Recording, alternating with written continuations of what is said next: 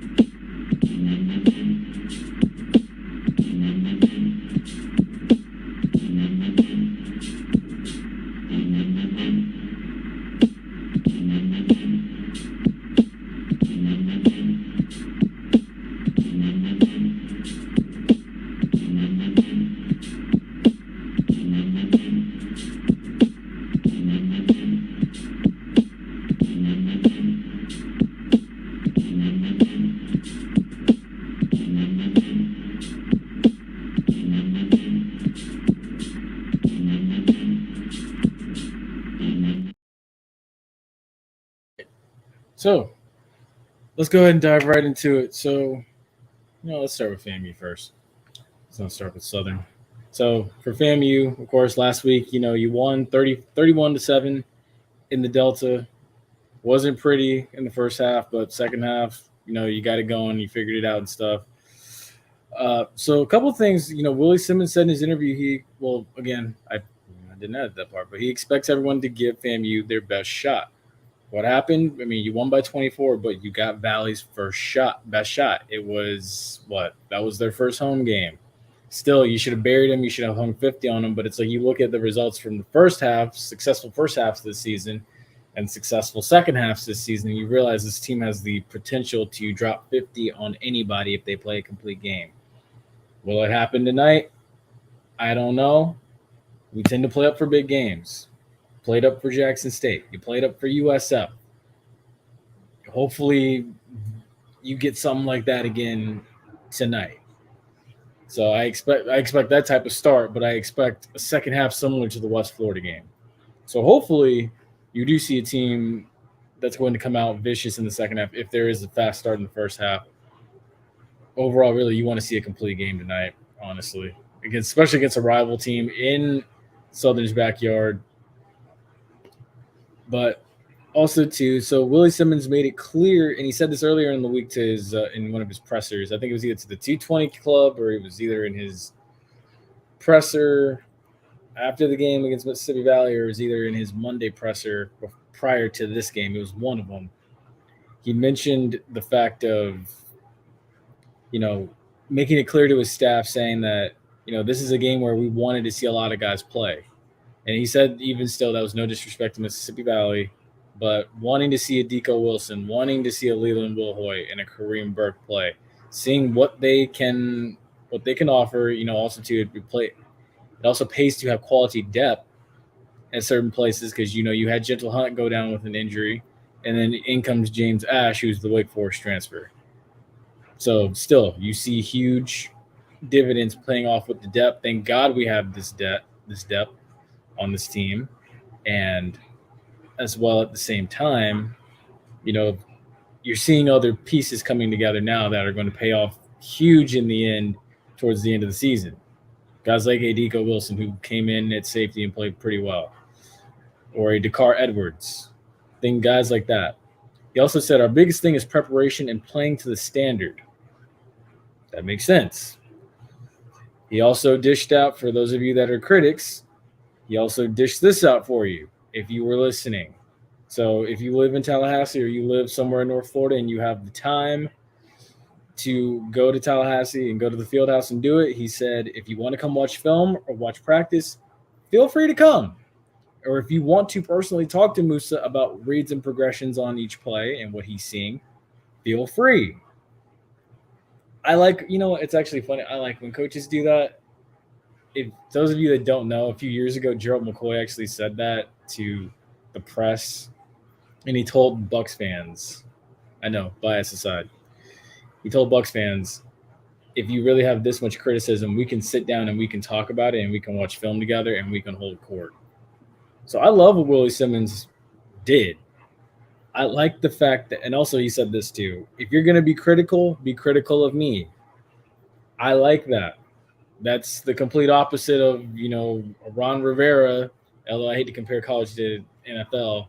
It's the complete opposite of a Ron Rivera throwing his quarterback under the bus, or a Bruce Arians throwing his quarterback under the bus saying, we can win with this one, we can win with anybody else. Just, throwing them under there with their luggage and stuff and just watching just the bus go over, boom, boom, boom, boom. Like, I like this. I like the fact that Willie Simmons comes out and defends his quarterback. I like the fact of seeing, a guy like Terrell Jennings come out and defend his quarterback. It's, regardless of what you may feel, it's like, oh, they shouldn't reply to the criticism and all this stuff. No, I actually like this. I like it a lot because it says a lot about the togetherness of this team, from the coaching staff all the way down to the trainers.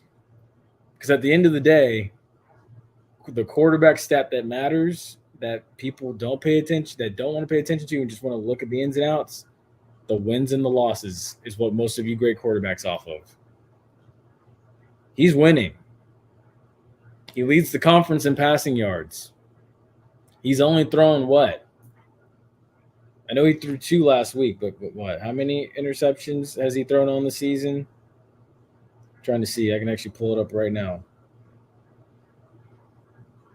The guy's only thrown 4 interceptions this season, which is fantastic. You hope he takes care of the ball tonight, which I'm confident he will, because he knows when to take a sack. I would rather Musa take sacks or throw the ball out of bounds or throw the ball at someone's feet and make it incomplete versus put the ball up in the air and in harm's way. Be mad at me if you want to for defending Musa and saying I agree with everything Willie Simmons said. If you want, it's the truth. Only 4 turnovers. Most passing yards in the conference, or tied for it with the kid from Grambling. And he's winning games. Appreciate that, man. Appreciate that. But I digress. So, The other thing too about tonight is it's FAMU and Southern. What does that mean? For the longest time and for the longest test of time for as long as I've been watching these games, at least I know there's people out there that have been watching these games for longer than that. But these games tend to be physical. Said it last week after the Mississippi Valley game. The 2019 game was a physical barn burner. The 2021 game was physical. The 2022 game, if you look at as much times as the trench play was utilized, and especially the running game for FAMU, which I think that was probably one of FAMU's best rushing performances from A.J. Davis and Terrell Jennings. This is a physical game, year in and year out. I would expect no less. So offensive line, regardless of who's active and who isn't, you better grow up and grow up fast. Because this type of game right here is not for the faint of heart. It's the golf against the bayou. And the more physical trench play is going to win this game, regardless of how many touchdown passes Musa throws or not. You don't believe me? Look up the history of how many shootouts there have been going into Baton Rouge. Yeah, exactly. That's going to determine it. It's definitely going to determine it. Also, too, the other thing, I hate to beat this dead horse of the critics and stuff, and Willie Simmons also saying this too, and I've been saying this for a long time as well. Critics don't realize a run game is a QB's best friend. Heard that a lot from a lot of former NFL players. Why do you think Bryce Young is struggling right now to find even just sniff a win? Doesn't have a run game. CJ Stroud doing pretty well for himself in the NFL as a rookie. Why? He has a run game. FAMU, Terrell Jennings last week, 4 carries for 23 yards. Offensive line didn't perform as adequately. Would be nice to have a consistent run game, but also to the same time, you got to realize FAMU's offensive line needs to get more healthy. A running game takes the stress off of a QB. Golly, why are we doing this? Put Junior in. Do this, do that. Oh my goodness, there has to be somebody else better. Have him stay on the sideline for 2 series and then bring him back in. Well, If you had a run game, it would take a lot of stress off your quarterback. If you had a more consistent run game, just saying, win the battle of the trenches and take care of the football. Yeah, exactly. Linemen need to get downhill. Especially on run plays. Speaking of trenches, I'm expecting a big night tonight from Cardell Thomas. Hopefully he keeps his emotions under control being back in Baton Rouge, but I expect him to be charged up. I expect him to be coming downhill. I expect him to be the lead blocker on most plays, and I expect him to have a big night. But just, so long as he can keep his emotions in check, that's what I'm hoping for. Oh, yeah, he will. It's just a matter of doing it within the normal limits of the game and not costing your team after the play or before the play. That's the main thing. Like, as long as you can maul anybody you want in between whistles, I'm fine with that. Push him to the sideline and blast him into the water cooler. I am perfectly fine with that. Just, do it within the rules of the game. I'm fine. Other than that, as long as he doesn't do it before the play or after the play, I'm fine. I don't care what he does. Maul him. Also, too, so FAMU comes into tonight ranked 16th in the AFCA Top 25 FCS polls. They saw 2 new stars break out on offense, as I mentioned earlier, Leland Woolhoit and Kareem Burke, who need to play tonight, I feel, or need to be involved to some degree tonight. Honestly, I feel like Leland Woolhoit should be involved on kickoff returns to some extent, or even as a gunner on punt returns. You can put certain packages in with Leland Woolhoit and Jamari Shareed and Marcus Riley, and you can be so lethal as a special teams unit. And hopefully that's something that Doc Gamble has incorporated. I know, and this is where you miss Chili Davis. I'm sure Chili Davis would have definitely incorporated it. But, we'll see what happens tonight with Doc Gamble. I know for a fact the kickoff coverage still needs to improve. But also, too, last week, FAMU accumulated 304 total yards of offense. Defense scored the lone TD in the first half against Mississippi Valley, so we know now this defense has the tendency to get takeaways and score, which I'd like to see now. It's not enough to. I always say, it's not enough to just get turnovers. If you're going to get turnovers, go the distance and go to the house with it. Go score off of them. This is the fourth. That was last week was also the fourth straight game against an FCS or lesser competition where the defense held the opposition to 10 points or fewer. So FAMU will tonight be aiming for its fifth game where it's done that. They held not Alabama State. Oh my goodness. Okay, ignore that stat. So as far as players to watch goes, Jeremy Moose at 13 of 26 last week, 155 yards, 2 TDs, 1 interception. And then you had Terrell Jennings, 4 carries, 23 yards. He was your leading rusher last week. Marcus Riley, of course, big game, had the hammy injury, but hopefully after 2 catches for 99 yards and 1 TD, he's ready to go tonight. Jamari Gassett was your second leading receiver with 5 receptions for 25 yards. I will say this too. I feel like whoever was keeping track of this in Mississippi Valley screwed it up big time, because I don't know why Tevin Griffey was listed as. I mean, I get it; he's number 7 too, and I understand mistakes happen, but I don't get why Tevin Griffey was listed as the second string QB filling in the fourth quarter. I do feel like some of this is a little skewed. So just know I got this from ESPN. So I apologize, but again, this is not my screw up. This is ESPN's screw up, and I don't know who they put in charge. Was going to win today. Oh yeah, they are. I'm confident they will. I have my score prediction lined up and ready. We're okay, guys. It's just me and Ace there. We've been going through it the past 24 hours, but we're okay. We're good. We're fine. The stat man must have been sipping on a little something. Had to have been, or it must have either been Claude or Ray. They took away the announcer duties over the broadcast for them, so they probably got put in charge of the stats or something. And Claude and Ray, they were a little slow on the draw, so maybe they weren't paying that close of attention. I don't know, but that's pitiful. It's pretty pitiful, because I feel like Leland Woolhoy, when they listed the rushing yards, I felt like Leland Woolhoy had more yards than what they listed. So I know somebody messed up somewhere. Someone definitely did. Also, too, linebacker Isaiah Major, 7 total tackles, 5 solo, 2 assists, 3 tackles for loss. Linebacker Johnny Chaney Jr. also had a big night last Saturday. 10 total tackles, 8 solo, 2 assists, 1 tackle for loss. And then you also had Eric Horn, who had 4 total tackles, 2 solo, 2 assists, 2 tackles for loss. He also, one of those tackles for loss being a huge goal line stop, which was very impressive.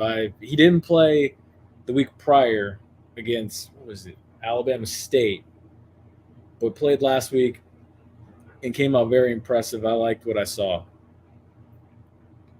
So, let's go to Southern first before we go to the question. So for Southern last week, a win against Pine Bluff, 27-0. They average 18 points a game, according to ESPN. They scored 27 last week.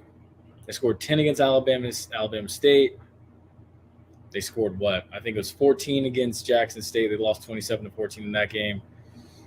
Look, they're second in the West right now behind Grambling with a 2-0 record. Really, I think they're really 2-1, but the SWAC is doing something weird with these standings now. I don't like it. I understand the concept of it, but I think it's just really just dumb, to be honest with you. You play a conference game and you lose, that should count.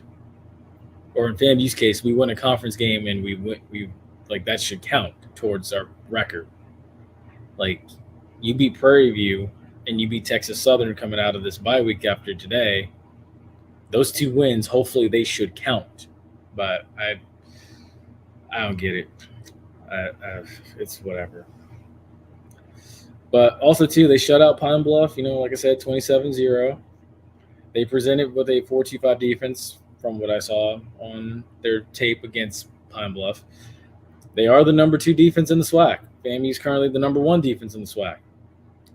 Also, a little tidbit, too, that I was also sharing with Kylan a few weeks ago or last week. Southern has not – the last time Southern beat FAMU in Baton Rouge, Bill Clinton was president. And at the same time, too, Backstreet Boys were pretty popular. So think about that for a minute. Also, too, gas was affordable. Think about that for a minute. So just saying, it's been quite a while. Give or take, two didn't play home and home series for a long time, from 2002 to 2006. So, yeah. Also, too, they didn't let Pine Bluff's starting quarterback pass for over 80 yards, and they didn't let Pine Bluff's leading rusher get over 50. So, challenge will be issued tonight to FAMU's rushing and passing game against the number 2 defense in the SWAC. I can't get over that stat. Hey, it is a true fact when you think about it. Billy Joe lost in 96, put him on the schedule for homecoming in 97, blasted him. 98, you go there, you win. 2000, they went there and won. 2008, they went there and they beat them. 2021, you went there and you beat them. We'll see what happens tonight. So it's every time FAMU's gone into Baton Rouge up to this point now, it's been not easy. It's been hard fought, and you come away victorious. So it's been a long time. I know I still can't get over the fact too that it was the Clinton administration, and we know Ace is watching in the comment section. Ace, that was before your time. It was before my time too. But yeah. So also too, last week they had 488 total yards of offense. They did keep it balanced. They were very balanced with it. 258 passing, 230 rushing. Not quite lined up right within each other, but still 258, 230. Still pretty impressive. They surrendered 221 total yards of offense to UAPB. 105 passing, 116 rushing. Give or take. I also know Musa and this offense, they are not UAPB. They are light years ahead of where Pine Bluff is. And also to Southern, 8 penalties, 68 yards last week. And something Willie Simmons iterated as well in one of his weekly press conferences is it was a pregame presser. It wasn't the 220 Club one. He said it. Expect Southern's band to play when FAMU has the ball. And what does that take you back to? Orange Blossom Classic. What happened? Jackson State's band is playing while FAMU has the ball. All of a sudden, the Marching 100 chimes in, and referees are like, you can't do that, Marching 100. You need to stop. Please stop playing now. So the bias is already there. I know the Marching 100 didn't make this trip. They'll be in Houston in a few weeks, but just be ready for it. The SWAC site stat man has been, honestly, I feel like he's been like MIA. I'm sure. Does the SWAC even allow that? They do.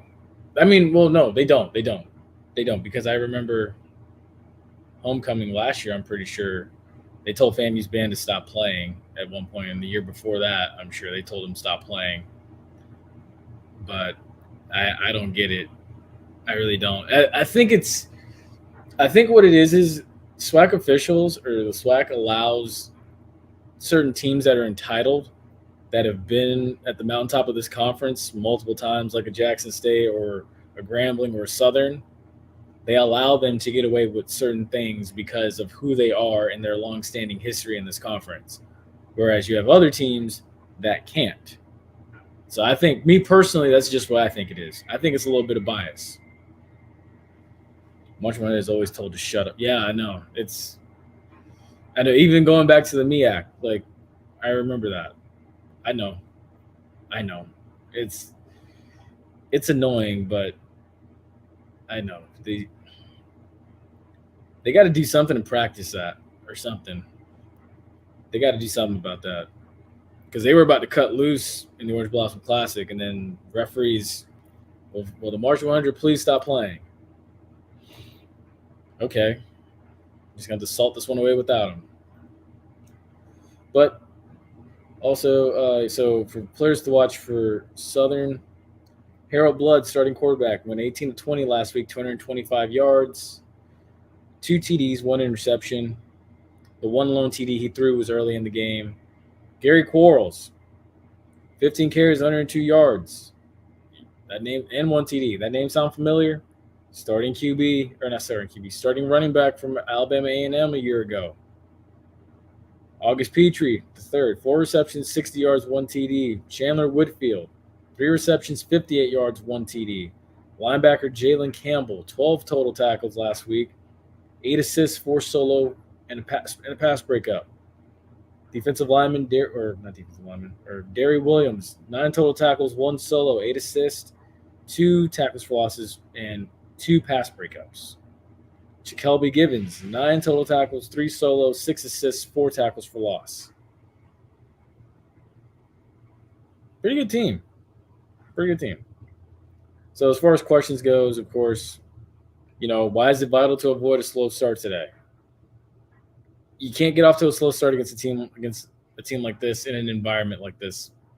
Already assume the referees are going to be against you. Already assume that the crowd's going to be against you, obviously, but assume nothing's going to go in your favor. You have to start fast.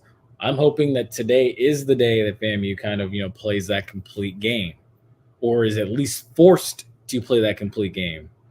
Willie Simmons mentioned earlier this week in the T20 QB Club meeting, he's like, we've strung together a couple of great days of practice.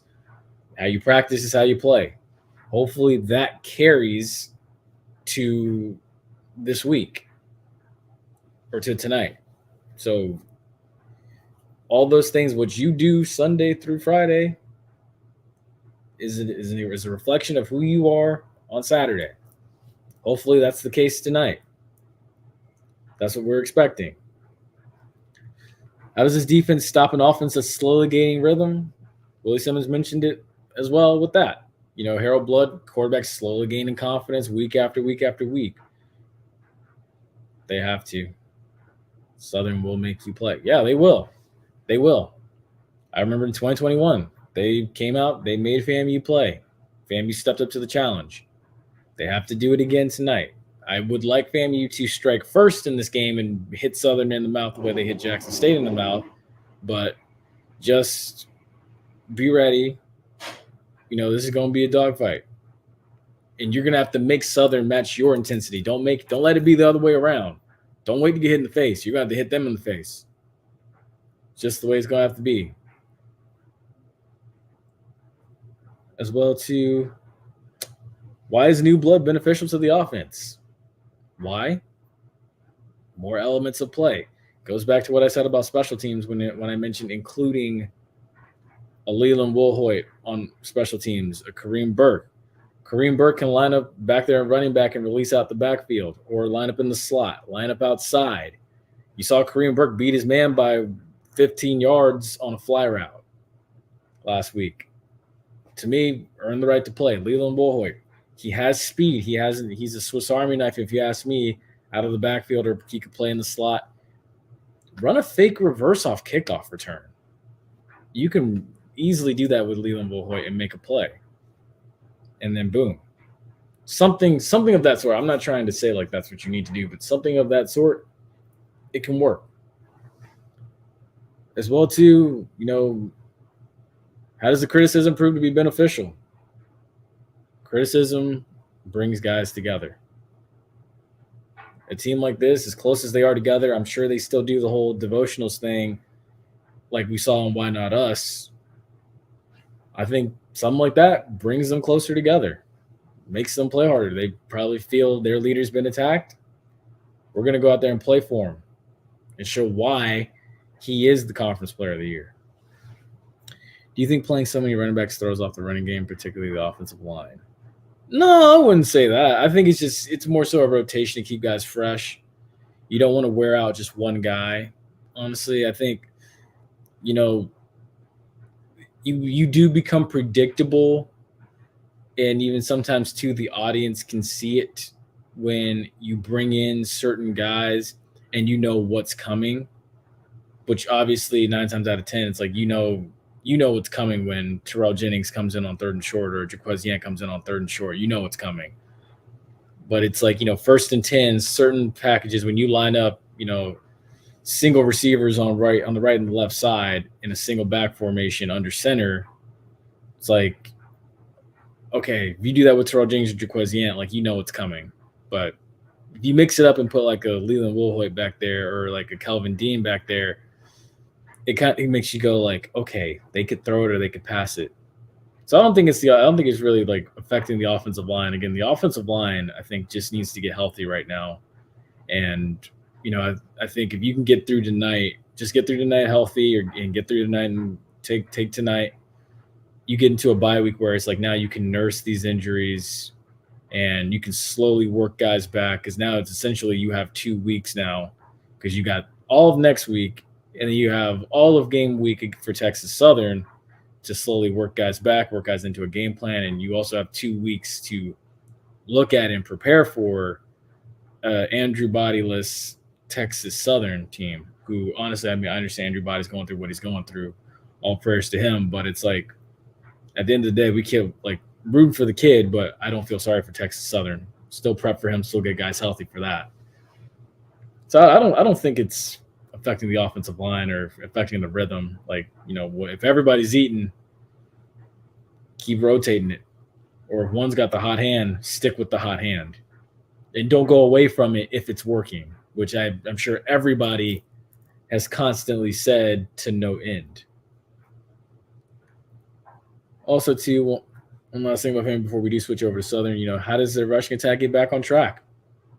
I think part of it is, getting back to the fundamentals, knowing the blocking assignments, getting downhill with urgency, pushing to that second level, springing guys. You saw the offensive line do a great job when Leland Woolhoit got in the game. You saw the running game be effective with Terrell Jennings. So I do think, as long as you can get guys falling forward for 3 yards and such, 3 to 5 yards, this running game is working. But if it's working, don't go away from it. If you can get a push and get leverage on Southern, by all means, do it. Now for Southern, how does this defense continue to keep FAMU off balance for a half?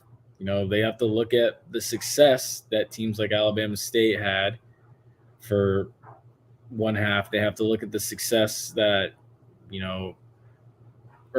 look at things that what Mississippi Valley did and apply that. Even though Mississippi Valley was a lesser team, it's like you have to apply certain things, and this is where film study comes into play.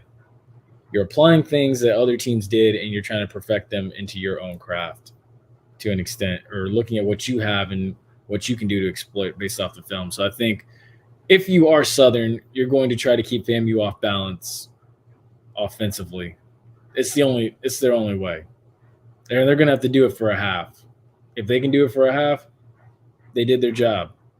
But it's up to Willie Simmons and this offense to, counteract that and be ready for it and realize little things like if a play breaks down, okay, like Willie Simmons mentioned in the T20 QB club meeting, when the play breaks down and Moose is scrambling to the right or to the left, wide receivers need to flock to that side of the field and find a spot in coverage or an empty spot in coverage and make a play for it and give Musa a chance.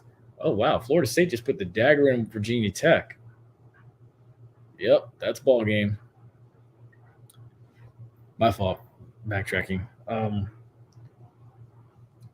Why blood is getting better week to week is a good thing for Southern. Look, conference race is heating up. Not sure Southern has played Prairie View yet, but in the West, if Southern can get past Prairie View and with their 2-0 record, that's not really supposed to be 2-0, but 2-1. If Southern can continue to play well and win out lose today and win out, they have a shot at, that SWAC championship, that Bayou Classic coming down to, the SWAC West. It could determine a lot.